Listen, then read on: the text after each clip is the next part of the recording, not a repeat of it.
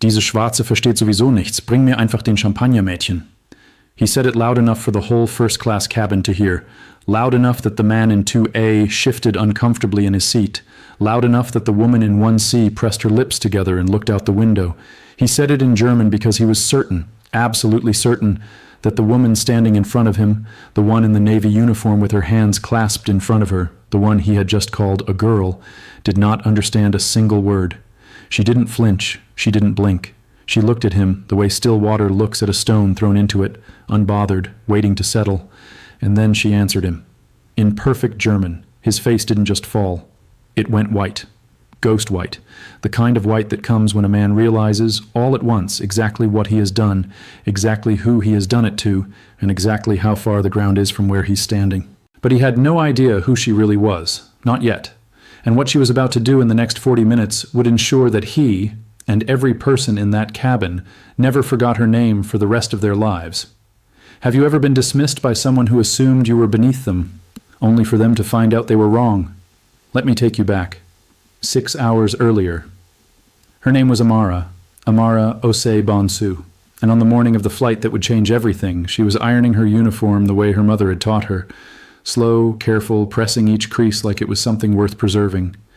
She lived in a one-bedroom apartment in Frankfurt, 3rd floor, the one with the cracked tile in the bathroom that the landlord had been promising to fix for 2 years. She kept it immaculate anyway. There were books everywhere, stacked on the kitchen table, lined up on the windowsill, tucked into the space beside the radiator. Linguistics texts, history, poetry in 4 languages. The neighbors called her the quiet one. The ones who knew her well enough called her something else entirely. She was 34 years old, and she had been a senior flight attendant with Horizon Air for 9 years. She had flown 41 countries. She spoke 6 languages: English, German, French, Twi, Spanish, and enough Mandarin to make a businessman in Shanghai laugh with surprise. She had a master's degree in applied linguistics from the University of Cologne, a degree she had finished at night while working full shifts, eating cold rice from a container in the staff locker room between classes. But none of that was visible on the surface. What was visible was a black woman in a navy uniform, medium height, natural hair pinned up, a small gold brooch on her lapel, a tiny thing, no bigger than a thumbnail, shaped like an open book. Her grandmother had given it to her the week before she left Ghana at 19. Knowledge, her grandmother had said, pressing it into her palm, is the only thing they cannot take from you at the border. She pinned it on every single flight. That morning, before she left for the airport, she stood at the window with her coffee and looked out at the gray Frankfurt sky. She had a full first-class cabin on a transatlantic route, Frankfurt to New York. 8 hours. She had done it so many times the route felt like a road she knew by heart. She was not thinking about trouble. She was thinking about the passenger in seat 3B who had requested a vegan meal, and whether the galley had loaded the right one. She was not thinking about Klaus Hartmann, but Klaus Hartmann was already thinking about her. He was 61 years old, and he had been powerful long enough that he had forgotten what it felt like to be anything else. He ran Hartmann Capital, a private equity firm headquartered in Munich with holdings across 4 continents and a portfolio worth, at last estimate, somewhere in the neighborhood of 2.8 billion euros. He wore that number the way other men wear cologne, invisibly, constantly, so that everyone around him could smell it without being able to say exactly what it was. He was the kind of man who called flight attendants by snapping his fingers, who addressed people in service roles in the second person without ever asking their names, who had been complained about by 3 different airline staff members in the past 2 years, complaints that had been quietly buried because Hartmann Capital owned 12% of the airline's largest institutional investor, and certain calls were made and certain files were closed. He boarded first. He always boarded first. He settled into seat 1A, accepted a glass of still water without looking at the person who handed it to him, and opened his laptop. He had 3 calls scheduled in the first 2 hours of the flight. He had not looked up once. When Amara approached to take his pre-departure order, he glanced up for exactly 1 second, looked back at his screen, and said, without raising his eyes, "Champagne, und mach schnell." Champagne, and be quick about it. She brought it. He did not say thank you. She came back 12 minutes later to offer a warm towel. He waved her off mid-sentence, still on his call, talking loudly about a deal in Rotterdam, about moving assets, about a man named Fisher who needed to be removed from a board. Remove Fisher. Do it quietly. She moved on. She served the other 7 passengers. She checked on the woman in 2B who had a peanut allergy. She brought extra blankets to the elderly couple in seats 4A and 4B, who were flying to see a grandchild for the first time. She refilled waters, adjusted lighting, moved through the cabin with the specific, practiced grace of someone who had done this 10,000 times without ever making it look like work. And then, 90 minutes into the flight, Klaus Hartmann snapped his fingers again.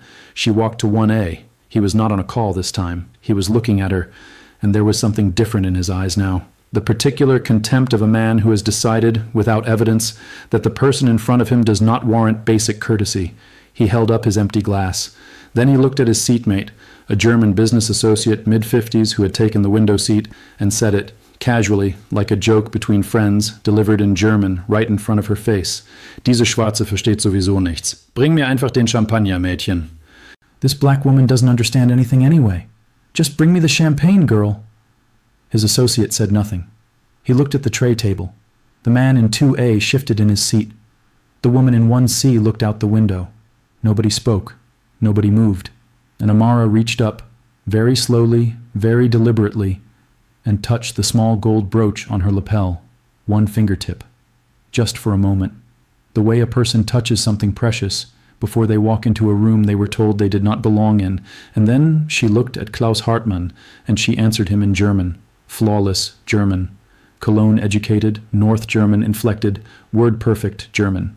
She said, Ich verstehe alles, was Sie sagen. Ich habe alles verstanden, seit Sie das Flugzeug betreten haben, und ich möchte Sie etwas fragen. Im Namen aller, die es auch gehört haben. I understand everything you are saying. I have understood everything since you boarded this plane. And I would like to ask you something. On behalf of everyone who heard it too. The cabin went absolutely silent. Klaus Hartmann's face did not move for a full 3 seconds. 3 full seconds of stillness while the blood drained out of it. And then it went white, not pale, white. The color of a man who has just watched the floor open beneath him. But this was only the beginning. Because what Amara said next, quietly, calmly, in perfect German, in front of every passenger in that first-class cabin, that was the moment the clock started. He had 40 minutes before they landed. He just didn't know it yet. She had not always been calm under this kind of fire. That was a thing she had learned. It had been given to her in the same way most important things are given, through someone else's sacrifice. Her father's name was Kofi. He had been a professor of European languages at the University of Ghana, a scholar who could recite Goethe from memory, and who had come to Germany in 1987 with a fellowship, a suitcase, and the belief that knowledge was a passport accepted everywhere. It was not. He was turned away from apartments because of his name. He was passed over for positions that went to men with half his qualifications. He was spoken to in loud, slow syllables by people who assumed that because he was African, he could not possibly have read the same books they had. He was called things in public that he never repeated to his daughter, though she found out later the way children always find out. He did not break. He bent, the way a tree bends in a storm, everything moving, roots holding. He stayed. He built. He sent for his wife and his daughter when Amara was 7 years old. And every evening at the kitchen table in their small apartment in Cologne, he taught her, not just languages. He taught her that when someone diminishes you in their own language because they believe you cannot understand, you do not get angry. You wait, you let them finish, and then you answer them quietly in their own words. Because the most powerful thing in the world is not the insult, it is the proof that it never reached you. He died when Amara was 26, heart failure. Sudden and without warning, on a Tuesday morning in March. She had been in the air when it happened, somewhere over the Atlantic, serving coffee. She had landed to 17 missed calls. At his funeral, his former students came from 5 countries. His colleagues spoke about his papers, his translations, his tireless insistence that language was a bridge, not a weapon. And at the end, a man stood up, a German man, one of her father's oldest friends from the university, and he said, Kofi Osei-Bonsu made me a better person. He didn't do it by demanding it, he did it by demonstrating it. Amara wore the brooch to the funeral. She had not taken it off a single flight since. Back in the cabin, 40,000 feet over the Atlantic, the silence lasted exactly 4 seconds after she finished speaking. Then the woman in 1C began to applaud, slowly at first. Then the man in 2A joined. Then the couple in 4A and 4B, then one by one every passenger in the first-class cabin. 8 people. Not a standing ovation, something quieter and more serious than that. The kind of applause that isn't celebration. It's recognition. Klaus Hartmann sat very still. Amara had not raised her voice once. She had not called him a name. She had not threatened him. She had done something far more devastating. She had simply made him visible. She had said, in his own language, in front of everyone who had heard him, that she understood, that she had always understood, and that the word he chose to describe her said nothing about her and everything about him. She then brought him his champagne, set it down without a word, and walked back to the galley. The flight had 42 minutes remaining. But the woman in 1C, her name was Dr. Lieselotte Brandt, a retired judge from Hamburg, had already taken out her phone. She had been recording for the past 90 seconds. She had not planned to. She had seen the snap of his fingers, watched the exchange begin, and something had made her press the button. Instinct. The instinct of a woman who had spent 30 years in courtrooms and knew exactly what evidence looked like before anyone else did. The video was 47 seconds long. It would be viewed 11 million times in 72 hours. They landed at JFK at 2:14 in the afternoon. By 2:31, before the jet bridge had finished extending, Amara's supervisor had received a call from Hartman's assistant demanding her immediate termination. By 2:40, the head of Horizon Air's passenger relations had been looped in.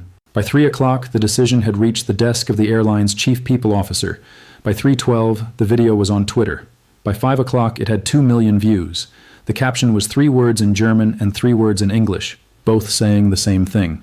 She understood everything. The hashtag wrote itself. Hashtag she understood everything. By midnight, it was trending in Germany, the United States, the United Kingdom, Ghana, France, and South Africa. Klaus Hartmann's name was attached to every single post. His PR team released a statement at 8:47 p.m. It described his words as taken out of context and expressed that he regrets any misunderstanding. The statement was ratioed within 20 minutes. It was deleted by 10 p.m. A second statement appeared the next morning acknowledging that his language had been inappropriate and that he was committed to doing better. It was also ratioed. The third statement, which came 48 hours later and was clearly written by a crisis communications firm, acknowledged the specific words, acknowledged the racism, and announced a donation of 500,000 euros to an organization supporting African students studying in Germany. It was met with the specific skepticism reserved for apologies that arrive in direct proportion to consequences, but the consequences were only beginning. The recording reached the German federal press within 24 hours. A journalist in Berlin ran a piece connecting Hartmann's in-flight behavior to the 3 previous complaints filed against him with the airline, complaints that had been suppressed. That story was picked up by 4 major European outlets by day 3.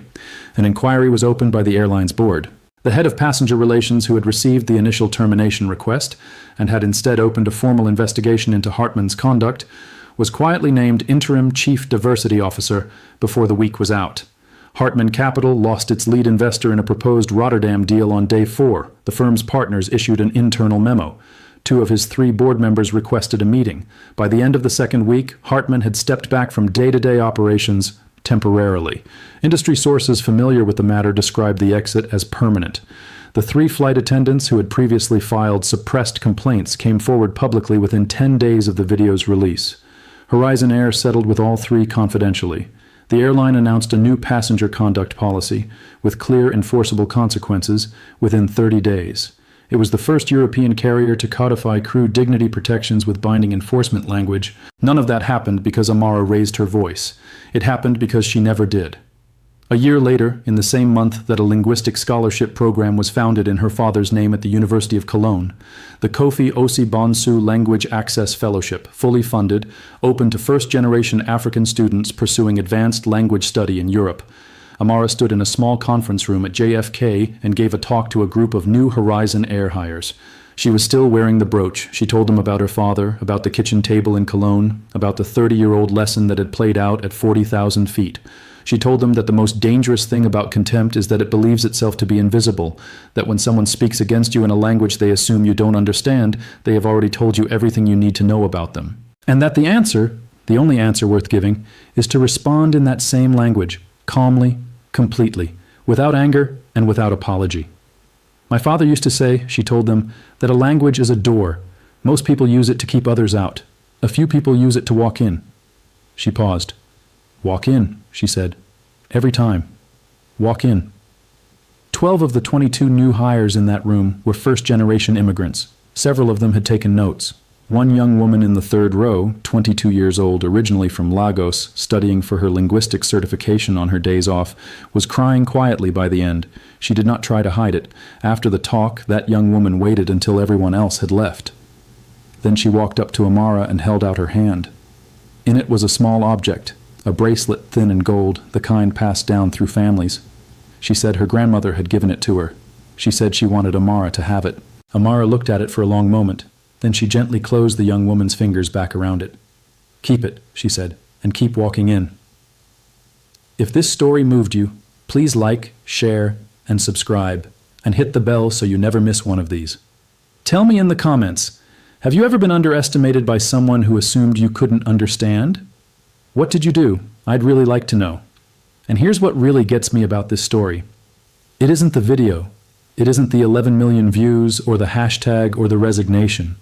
What really gets me is the brooch. A tiny gold book her grandmother pressed into her hand at 19 years old, at a border, with one sentence. Knowledge is the only thing they cannot take from you at the border. That sentence traveled 30 years and 2 generations and 40,000 feet in the air, and it arrived exactly where it needed to be, exactly when it needed to arrive. Klaus Hartmann spoke in a language he believed was a locked room, and Amara Osei Bonsu had the key in her pocket the whole time. So here is my question for you, and I want you to think about it honestly before you answer. What's the language, the skill, the knowledge, the thing that you've been quietly carrying, that someone in your life has been certain you don't have? Drop it in the comments. I read every single one.